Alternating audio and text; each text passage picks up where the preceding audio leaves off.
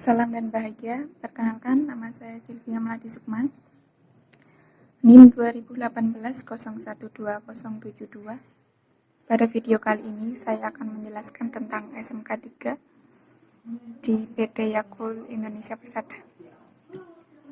Yang pertama, kebijakan, perundangan, dan pedoman K3 yang berlaku di perusahaan adalah sebagai berikut.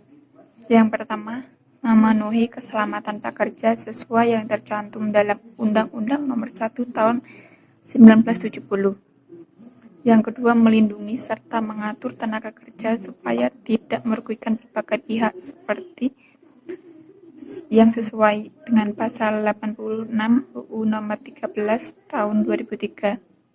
Kemudian mengirimkan dokter yang bekerja di perusahaan untuk latihan dalam bidang higienis perusahaan, seperti yang telah tercantum dalam Permenaker Transkop RI Nomor 1 Tahun 1976 tentang kewajiban hiperkes bagi dokter.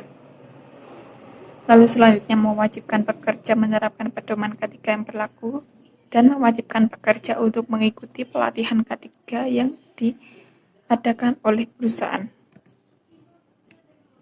Untuk penyelesaian masalah K3 di tempat kerja dapat dilakukan sebagai berikut. Yang pertama, melakukan sosialisasi di tempat kerja, melakukan rapat rutin untuk mengevaluasi tentang penerapan pedoman K3, menghimbau kepada seluruh pekerja supaya melaporkan apabila terjadi kecelakaan kerja, lalu mengadakan inspeksi secara rutin.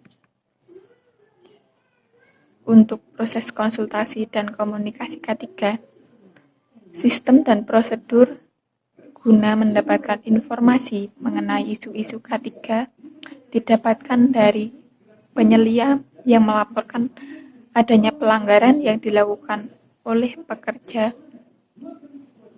Kemudian komite K3 yang membuat rapat dan sosialisasi guna membahas tentang pelanggaran para pekerja serta pentingnya mematuhi aturan K3. Lalu melakukan inspeksi secara rutin serta memberikan sanksi terhadap pelanggar K3. Setelah mendapatkan informasi mengenai isu-isu K3 tersebut, kemudian mengadakan rapat rutin yang membahas tentang pelanggaran yang dilakukan pekerja dan akibat pelanggaran yang dilakukan tersebut. Setelah rapat dilakukan, diharapkan agar dapat membangkitkan kesadaran para pekerja tentang pentingnya penerapan K3. Dalam menyelesaikan isu permasalahan tersebut, diberikan waktu untuk menyelesaikan permasalahan tersebut dengan rentang waktu 14 hari. Untuk kontribusi dalam penerapan sistem manajemen K3, proses konsultasi dapat dilakukan dengan yang pertama, serikat pekerja membuat laporan tentang pelanggaran maupun kecelakaan kerja yang nantinya akan disampaikan kepada ahli K3. Yang kedua, pekerja dan penyelia yang terlibat inspeksi dapat mengadakan diskusi yang nantinya akan diangkat ke dalam rapat rutin maupun sosialisasi untuk mencegah terjadinya pelanggaran.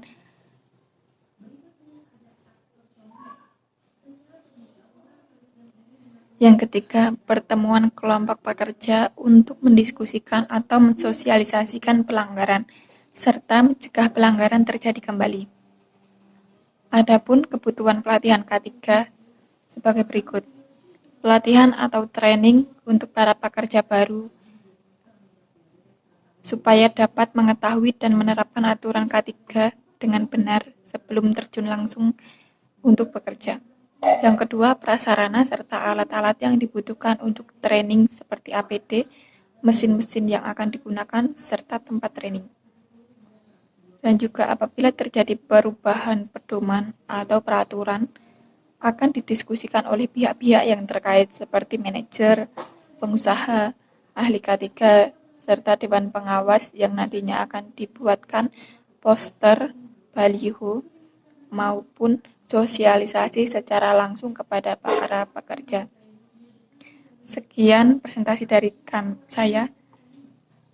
Salam.